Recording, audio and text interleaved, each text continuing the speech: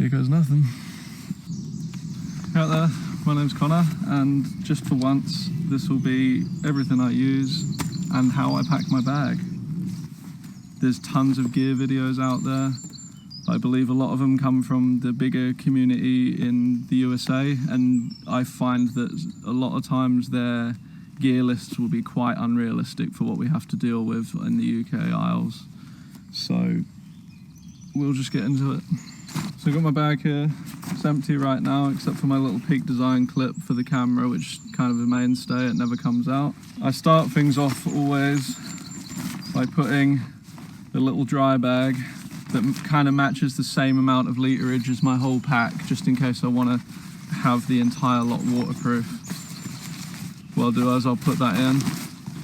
Next up, in either order, because I've got a frameless pack,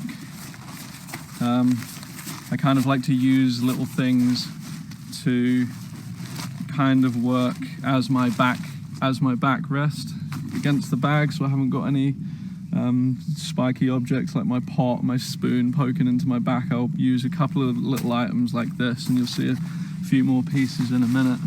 But this will go inside the lining, but down the back. And then straight away after that, I'll get my Rab Ascent. I do have a sleeping bag because I believe, I have a quilt system, but I believe that the immense blustery weather that we always face, I just think it's so much nicer to be cozy, and in a proper zipped up sleeping bag I can cinch the hood down, and I just feel a lot safer and cozy in this system. That goes in right at the bottom, and I'll stuff that all the way down so I've got no air gaps. That first item was of course my sleep mat. Everyone knows the Thermarest X-Lite. Next up will be my Rab. This all goes in the dry bag still.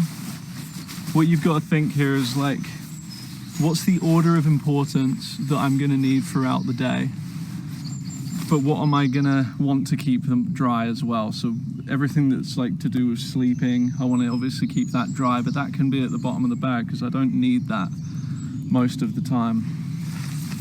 And then when that's done, just one more thing, I do take my pump sack for the X-Lite, because when you've hiked 15-hour days sometimes, nearly 30 miles, last thing you want to do is be puffing your lungs and nearly passing out. And then what else I use this for will be that whatever clothes I'm not wearing to go to sleep, like my puffy jacket or whatever, fold that in, and that also becomes my pillow, so I don't really take an air pillow. And then that's the last of the things that I really want to keep dry. So I'll roll that down, squeeze it into the bottom. You can clip it up or whatever. Once you roll it up though, it's never gonna get wet in there. It's just important to get the air out of it. And then I do have a Tyvek sheet. I've had this for absolutely years now, and it's never let me down. It really got cut out for me just because it wanted to be a ground sheet for an old tent that I had. And then after that, it's become, a back support in my pack. It's a sit pad.